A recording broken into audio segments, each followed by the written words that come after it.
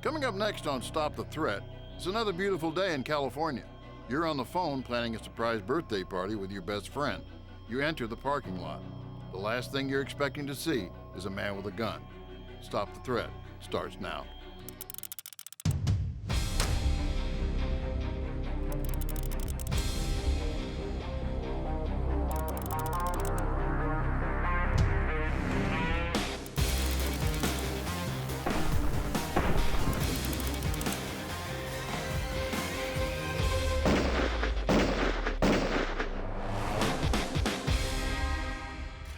Welcome to Stop the Threat. My name is James Towle.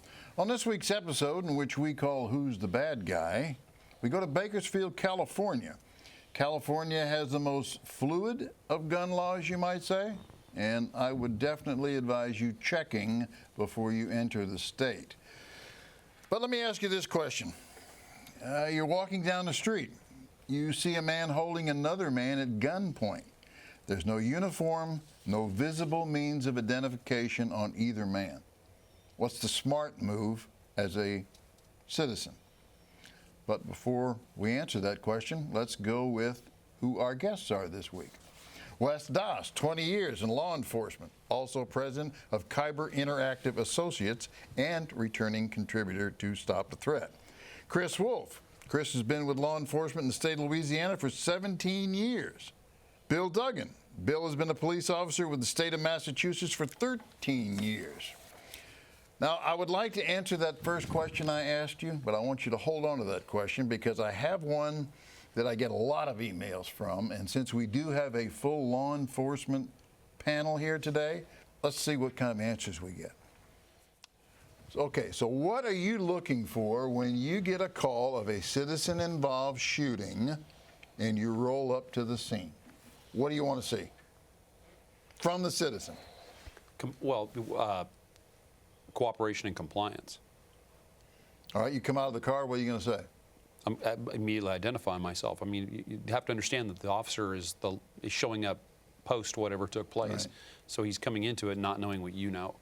And he's immediately got to try and gain control over the situation. So if he orders you, put the weapon down, put your hands up, put your hands where I can see you, comply, and then cooperate, and as this thing begins to unfold and begin to make sense, everything pieces should come together. Okay, we have just a few minutes. You roll up on the scene, you've gotten a call that there was a citizen-involved shooting, you don't know who is who, you see that someone's being held at gunpoint. What are you going to do? Well, what I want to see, and if it's any advice to a citizen, is just to actually caveat on Wes, is their hands. I don't want to see a weapon in their hands. I don't want to see any danger to myself or anybody else that's around. So at some point in time, the citizen now holding the person at gunpoint has got to put his gun down and his hands up. Agreed. Agreed? Agreed, but it is about what I would be looking for is compliance, verbal compliance, to police direction. Everything will be okay. Okay. They're probably going to get handcuffed. They're probably going to get handcuffed. Okay. From the citizen's point of view, he's thinking to himself, I'm holding a bad guy at gunpoint. At some point, he's going to look over and see you come out of the car. Does he put the gun down before, or does he wait for you to say something? Quickly. Well, I think I need, what are the circumstances? Is the subject already proned out? The officer needs to feel safe. So whatever. The officer needs to feel safe. I like that. When we come back, we'll pick up that question. Don't go away.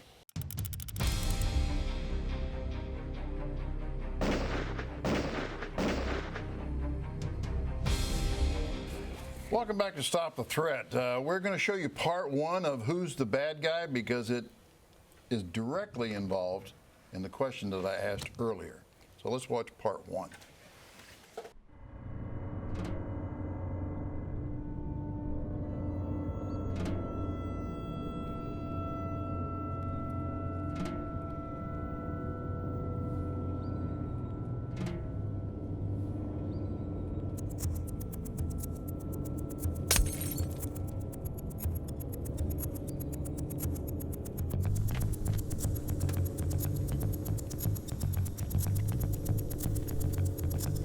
Hey! Don't make any sudden moves, or I will shoot you. Don't shoot. We to work this out. Shut up!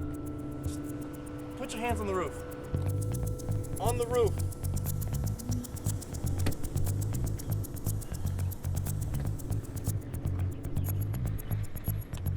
Yes. How you doing? Oh, all right. Yeah, all right.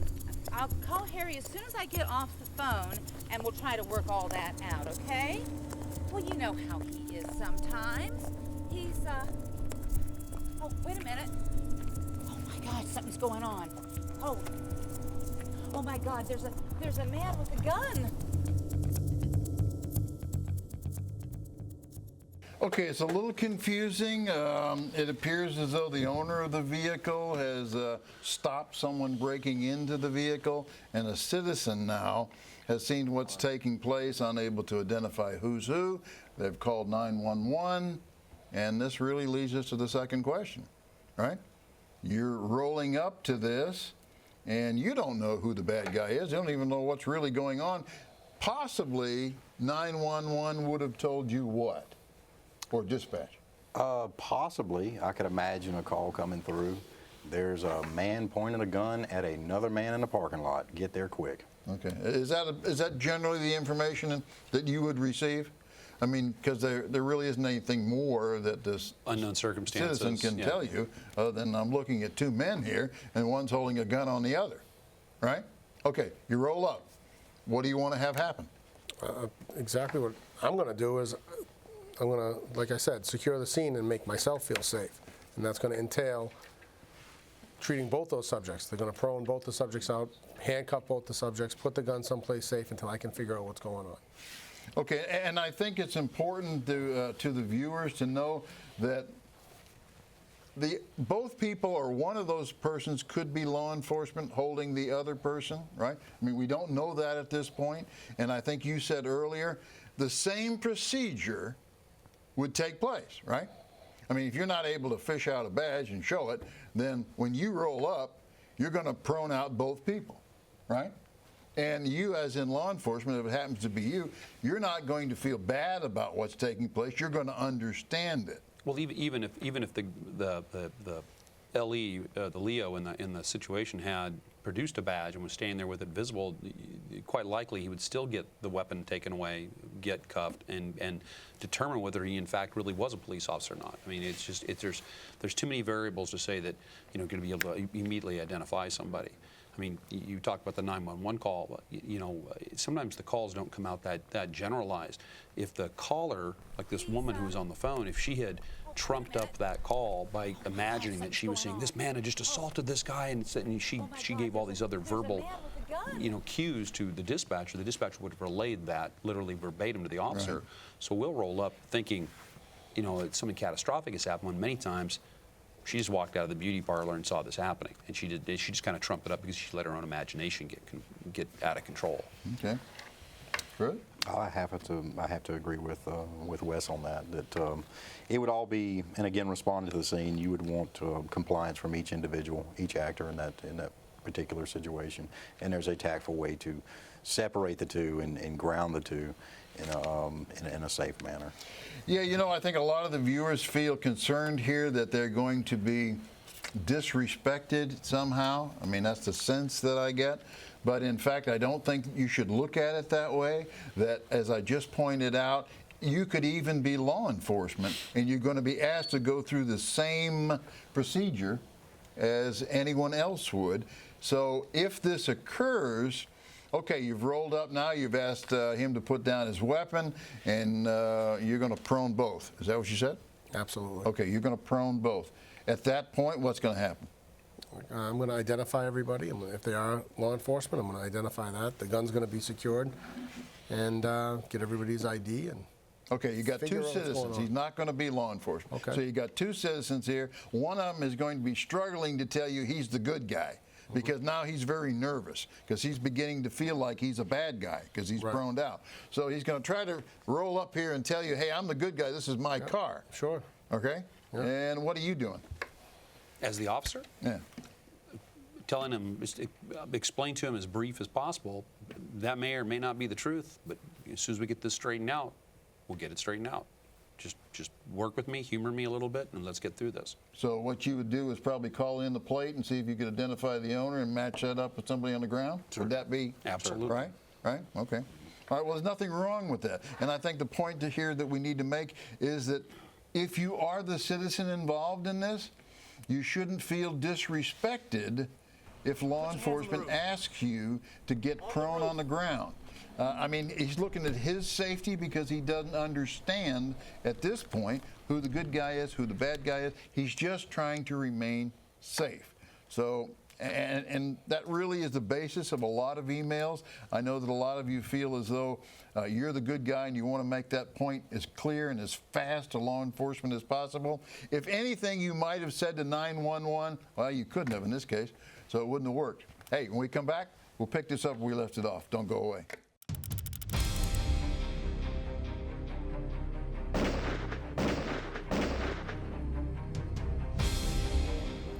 Welcome back to Stop the Threat. We have just shown you part one of Who's the Bad Guy. We've discussed some of what law enforcement is expecting when they arrive on scene. Let's just watch part two and then we'll pick it up from there. Oh my God, it's a man with a gun. I'm gonna have to call you back. I'm in the parking lot next to the Towle Cafe. There's a man holding another man at gunpoint. In the parking lot.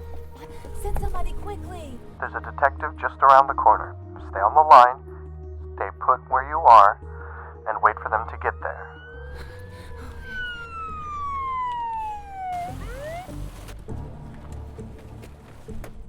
Drop the gun!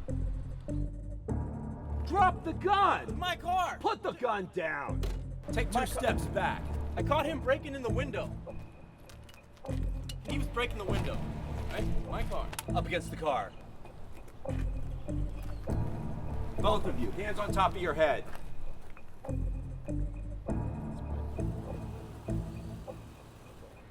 Nice and easy. He broke the window.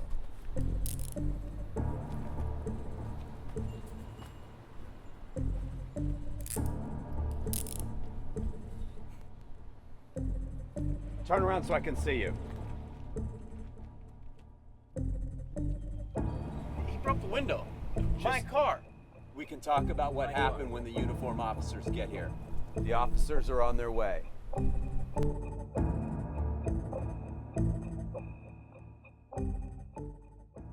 Okay, that's pretty much like we described it and what would probably take place.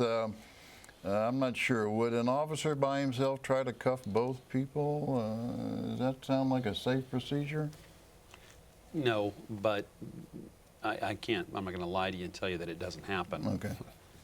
It'd probably get them down the ground is what I would Yeah, guess. probably put them in a position Right. of disadvantage and somehow at least put them in a more secure position. Okay, so based upon what we saw, the lady who called 911, she certainly was confused and could not identify good guy, bad guy. So you're rolling on little to no information when you arrive. So he comes up and he's now going to make sure that everyone is secure and that you feel safe. And then you start into identifying who the good guy and the bad guy should be, right? Absolutely. The citizen shouldn't, if it is a citizen, shouldn't feel slighted or disrespected, as you said earlier, because we all, as we were just talking about, we expect as law enforcement officers to go through that, even get handcuffed, because we know what that responding officer is going through and what he's thinking. You know, you made a remark earlier that I really liked, and that was there was reference to, you know, I'm in a uniform, I have a name tag, you know who I am. How'd you describe that? Well, I said, you know, on a traffic stop or a uniform officer, when they pull somebody over, they go to ask somebody some questions. The citizen knows who the officer is. He has a uniform, a patch. He knows who he's dealing with. Do us the respect of identifying yourself. Here's my license. This is where I live. So we know who we're dealing with. Okay, good. You want to add to that? What? Yeah, absolutely. I don't know where the the general consensus came in that law enforcement is looking for your identification for some sort of improper reasons. You know, we don't know who we're dealing with, and we're trying to make sense out of a situation that we are coming into after the fact. People feel as that they're being disrespected somehow when the officer asks for it. You know, we're in a career field where the vast majority of the people, our customers that we deal with, aren't telling the truth to us most of the time, and we're coming into situations that we're trying to piece the sense back together out of, and it's important for us to get that information quickly, because generally, and for most jurisdictions, I mean, that officer might show up on scene. There might be somewhere between 19 and another 25 calls holding that he's got to go to immediately after he clears this call, because it's just the way it is. He's got other citizens he has to go help. Okay, one of the other emails that I receive is, when law enforcement does arrive, what should I say to him? What should I not say to him unless I talk to an attorney first? How do you feel about that? You know, and it's situation specific. You know, you are required to answer questions that law enforcement has a right to ask you. You have to identify yourself. You have to, you know, say who you are, what you're doing. I mean, that's common sense, and there's got to be a working relationship in here somewhere. There can't be citizen or law enforcement. We're all people, and we're all trying to accomplish an end goal of safety and security. That's what we all want. So there's got to be some kind of common ground where we can come to and answer questions and ask proper questions and do things in a respectful manner. And I would like to say into the video, I like the citizen's tactics. She impressed me on this. She stayed moving. She took cover when she was calling in her report. I like that. Okay. And she probably should have stayed around to give some sort of testimony, correct? Well, the one thing in the reenactment too that is a little confusing is the guy who caught the guy breaking into the car. For how long an indefinite period of time was he going to simply stand there and hold this guy at gunpoint? I mean, yelling at the top of your lungs, help, somebody call 911. I mean, and then having that guy in a more compromised position, you know, with his legs crossed or, you know, sitting down on the ground rather than standing up. I mean, to put him in a position where he can't just take off at a dead sprint or turn around and assault you, but at least be calling, trying to get somebody to help you. Okay, we got to take a break. I'm going to leave this one question on the table. Could this have been a non-lethal solution? When we come back, we'll address that question.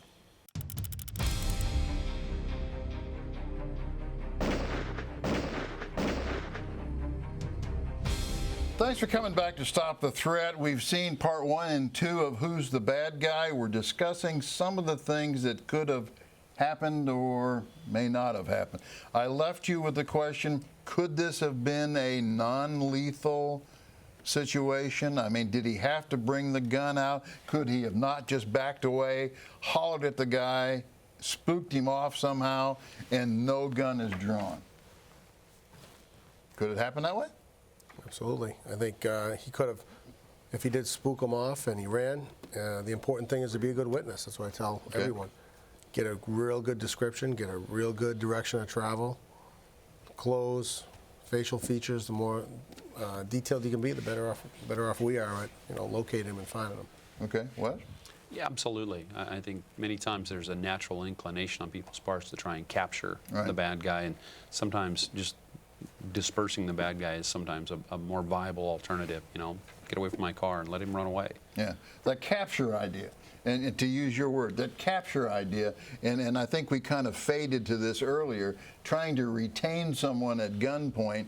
I mean, this guy's already got shifty eyes anyway. I don't know that that's the safest thing to do for someone who's not trained. I'm not even sure law enforcement likes the idea of trying to hold somebody at gunpoint if they don't have to. Yeah? To back up what Wes stated, that might be an option, is to just try and scare the guy off, and don't display this weapon if it's not completely necessary. You know, and again, once you display that level of force, then that does kind of paint you into a corner. And I'm not saying, I don't support anybody's right to use a concealed carry to protect themselves and their property. However, just understand, once you display that weapon, you are kind of you're kind of stuck with it. Your control of it, you have to be able to defend that weapon and to keep it out of the hands of this particular suspect. He may charge after you. Is it worth someone's life for a broken window on a car? Broken window and a cell phone at most, right? Well, I don't know that it makes any difference. It's still property. I think what happens here is that you, as a permit holder, I think you should bear in mind that you have no mantle of authority, and there's no reason for you to assume authority. If you can chase the guy off, hey, chase him off. That's what their job is. You give a good description, as you pointed out, give them as much information as you can, and let law enforcement handle it. One way or another, you still have a broken window. So your insurance company's going to do something there anyway. I think a lot of people feel as though they have the weapon, they have the permit to carry the weapon, they have the lawful right to protect themselves and their property, and they go forward into doing it. But I think when you make that step to do it, I think there's a lot more that you need to consider there than possibly people are thinking about, and that's why we have this show. We want you to think about what you're going to do before you do it. Thank you very much. Send me an email if you have any questions. See you again next week. Be safe, be trained, be alert.